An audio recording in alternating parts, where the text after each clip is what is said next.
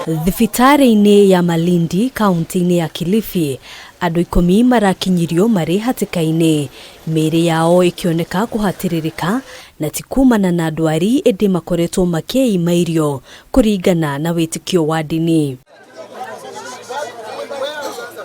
10 aya marahonokire gĩkuũ ciarera, ona kũhanũra ũguo maabithaa a borithi nĩ marahithũkirie mĩĩrĩ ya andũ ana arĩa marerĩkana gũkua thutha wa kũgomera irio kwa ihinda. Siku ya huzuni sana.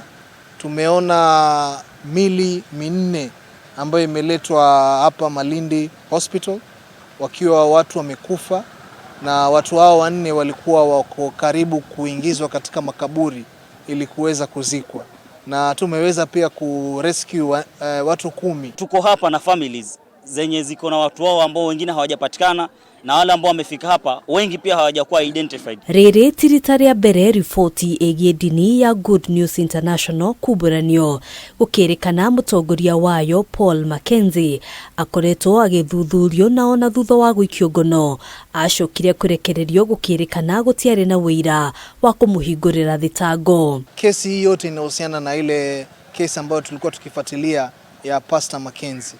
Tunajua ya kwamba ako na wafuasi ambao wanafunga hawali ili kiasi cha kwamba wanapokufa wanaweza kwenda mbinguni.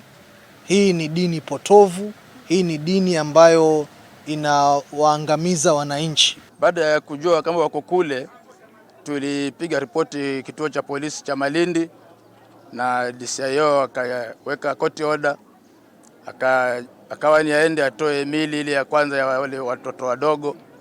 Kisha hawakuenda kutolewa wale watoto mpaka leo, walipokwenda wakapata wale wengine ambao ndio wamepatikana, na sisi katika ile jamii yangu vile vile. Gĩko gĩkĩ nĩ kĩmenereirio nĩ atongoria hamwe na ikundi cia gũtetera ihoto cia ũmũndũ, makĩenda thirikari gũtacũkia ikinya nĩguo kũhonokia aikari arĩa makwamĩte thĩinĩ wa mĩrũgamo mĩrũrũ ya dini ĩno. Naomba serikali ikaingilie kule na kuwatoa wote kule kwa mashamba. Hawafanyi mambo ya mashamba, wamegomea kula, kwa maana waliambiwa Yesu yu karibu kuja.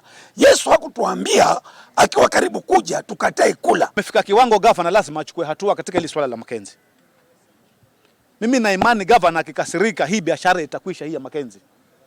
So nataka nimuulize gavana wangu kwa heshima, kwa unyenyekevu, mheshimiwa, jitokeze, watu wako wanaisha kwa ajili ya huyu jamaa, kuwapa imani ambazo ni. Handũ-inĩ ha Kameme TV, njĩtagwo Ngina wa Wandĩrwa.